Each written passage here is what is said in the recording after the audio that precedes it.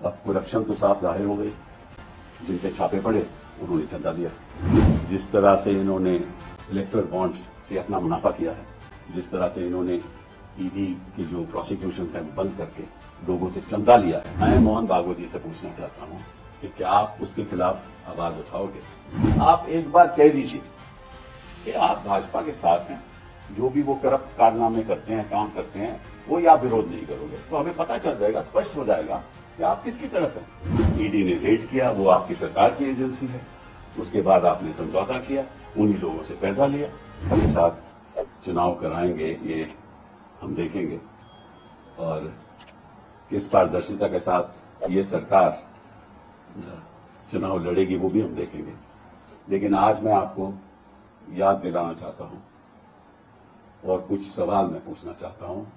सवाल वो आरएसएस से पूछूंगा और हमारे प्रिय प्रधानमंत्री जी से पूछूंगा, और मैं डेट से आपसे बात करूंगा। अक्टूबर 2011 में मनमोहन वैद्या जी ने कहा था, full support would be given to all organisations and individuals who fight against corruption.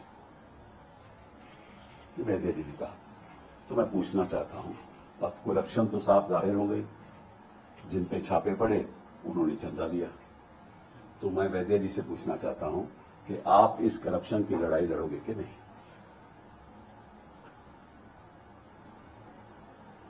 यह भी साफ जाहिर हो गया है कि जो लड़ाई इंडिया अगेंस्ट करप्शन ने की थी वो आरएसएस की वजह से हुई थी।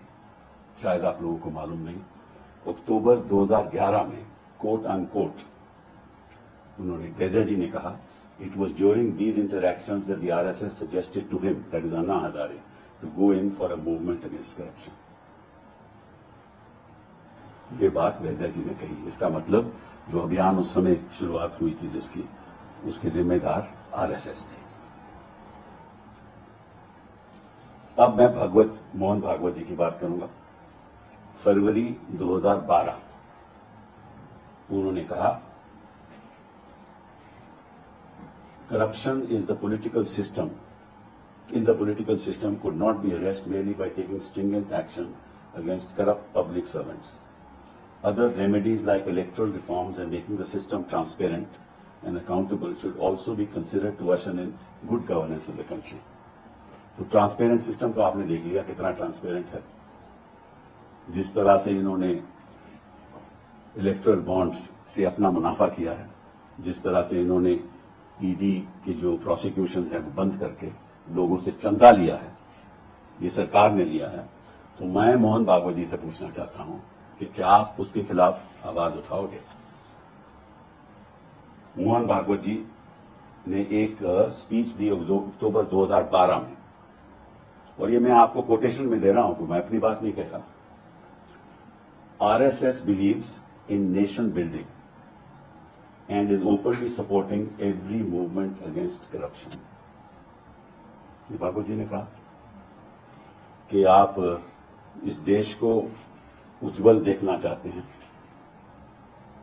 और आप कोई भी करप्शन की मूवमेंट हो, आप उसके साथ रहेंगे और करप्शन के खिलाफ लड़ाई लड़ेंगे। तो मोहन भागवत जी, मैं आपसे पूछना चाहता हूं कि आप अब बयान दीजिए कि ये जो करप्शन भाजपा में हुआ है उसके खिलाफ आप पहले तो बयान दीजिए और उसके बाद ऐलान कीजिए कि आरएसएस इस करप्शन से लड़ाई करेगी और भाजपा को पूछेगी कि कौन कौन लोग हैं जिन्होंने इस तरह से बीजेपी की पूंजी में पैसा डाला है, और जो भी इसमें शामिल है उसके खिलाफ कार्रवाई होनी चाहिए, प्रोसिक्यूशन होनी चाहिए। तो भागवत जी, मैं आपसे पूछना चाहता हूं, क्या ये आप बयान दोगे? क्या आप करप्शन के साथ खड़े हो कि करप्शन के विरुद्ध हो? यह आज स्पष्ट हो जाना चाहिए। फिर उन्होंने कहा उसी बयान में अक्टूबर 2012 में कि there is a demand for a strong Lokpal to fight corruption. ठीक है ना? तो लोकपाल तो काफी अरसे से घोषित हो चुका है कि लोकपाल ने कोई ऐसा कदम उठाया है करप्शन के खिलाफ? मैंने तो आपका कोई बयान नहीं सुना कि लोकपाल को कदम उठाना चाहिए। तो 2012 में तो आपने ये कहा, तब तो आपकी भाजपा सरकार में नहीं थी, और 2014 के बाद आपका बयान उलट हो गया, पलट गया, आप मौन हो गए। मौन आप क्यों, भागवत जी ये बताइए। और इन्होंने ये भी कहा कि RSS is not a political party, ये भी इन्होंने कहा। बट आरएसएस के प्रचारक तो सभी भाजपा की सरकार में हैं। तो आप कहते कुछ हैं, करते कुछ और हैं। आप राजनीति में पूरी तरह से शामिल हैं, लेकिन कहते हैं कि हमें राजनीति से कोई ताल्लुक नहीं। तो आरएसएस का विश्वास कौन करेगा? आप एक बार कह दीजिए कि आप भाजपा के साथ हैं, जो भी वो करप्ट कारनामे करते हैं, काम करते हैं, कोई आप विरोध नहीं करोगे, तो हमें पता चल जाएगा, स्पष्ट हो जाएगा कि आप किसकी तरफ हैं। फिर भागवत जी ने कहा, और ये है सितंबर 2018, उन्होंने कहा कि he says that, but we do say that they should back those who are working for the nation. We never ask a volunteer to work for a political party. We never ask. तो फिर एक पे भाजपा में कैसे पहुंच गए और आपने सहमति कैसे दी? But we do say that they should back those who are working for the nation. तो ये करप्शन देश के लिए था। ये जो करप्शन हुआ है, ये तो केवल भाजपा के लिए हुआ है ना, देश को तो नुकसान हुआ है ना।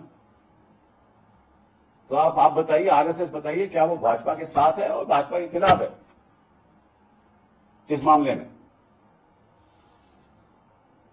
फिर भागवत जी ने कहा जनवरी 2020 में इलेक्शंस भी नथिंग टू अस। अरे वाह, मतलब कि सारी आरएसएस की फौज तैनात खड़ी हो जाती है भाजपा को जिताने के लिए, और आप कहते हो कि election is nothing to us, चुनाव का कोई मतलब नहीं है, आरएसएस का चुनाव से कोई मतलब नहीं है। ये आपने फिर कहा, we are working to maintain the values of the country. ये कौन सी वैल्यूज है भागवत जी? ये हमें बता दीजिए। ये जो आप देख रहे हो उसी को मेंटेन करना चाहते हो? फिर मोदी जी की बात पे आ जाइए। ये तो हो गई आरएसएस की बातें, अब मोदी जी की बात पे आ जाइए। मोदी जी ने कहा जनवरी 2017 में, people have a right to know where our funds are coming from. मैं नहीं कह रहा, मोदी जी ने कहा कि लोगों को ये हक है, उनको जानकारी मिलनी चाहिए कि ये पैसा कहां से आ रहा है। तो आपने कानून क्यों पास किया? इलेक्टरल बॉन्ड का कानून क्यों अपने पास किया? और फिर उसमें यह भी कहा कि वो जो जहां से पैसा आ रहा है वो उसका नाम, डोनर का नाम किसी को नहीं बताया जाएगा। तो एक तरफ तो आप कहते हो कि पारदर्शिता होनी चाहिए और दूसरी तरफ आप डोनर के नाम छिपाते हो। तो किस किस्म की राजनीति है? आपने फिर कहा कि culture of transparency is emerging in the country. तो ये सारी स्कीम आपकी इलेक्टरल बॉन्ड की ट्रांसपेरेंट थी।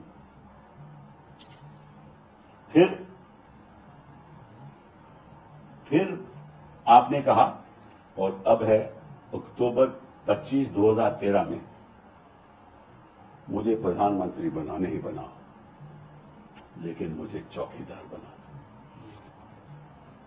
तो प्रधानमंत्री जी आप तो बन गए, अब या तो आप प्रधानमंत्री रहो या चौकीदारी संभालो। कुछ ना कुछ तो आपको करना चाहिए ना।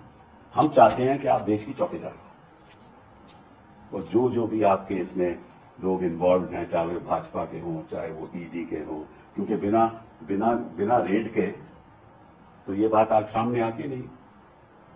ईडी ने रेड किया, वो आपकी सरकार की एजेंसी है, उसके बाद आपने समझौता किया, उन्हीं लोगों से पैसा लिया, ठीक है ना। तो फिर अगर आप चौकीदार हो तो चौकीदारी करो। हमें अच्छा नहीं लगता कि हमारे प्रधानमंत्री इतनी अच्छी बातें करें और फिर चौकीदारी छोड़ दें। तो हमें बड़ा दुख होता है कि हम बड़े आदर करते हैं आपके प्रधानमंत्री जी का, क्योंकि उन्होंने ही कहा था, there is not been a single allegation of corruption against the government, Delhi, जनवरी 10, 2015। तो आ गए आपके सामने।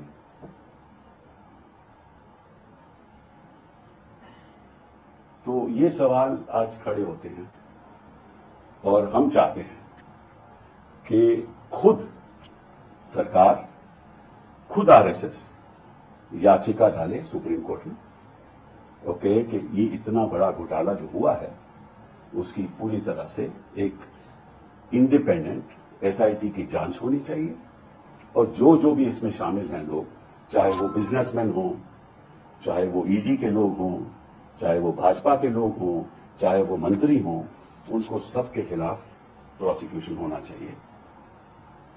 अगर आप ये कहोगे तो हम वाकई में मान जाओगे कि आप देश के चौकीदार हो, करप्शन के खिलाफ चौकीदारी करते हो और कभी आपने करप्शन का साथ नहीं दिया।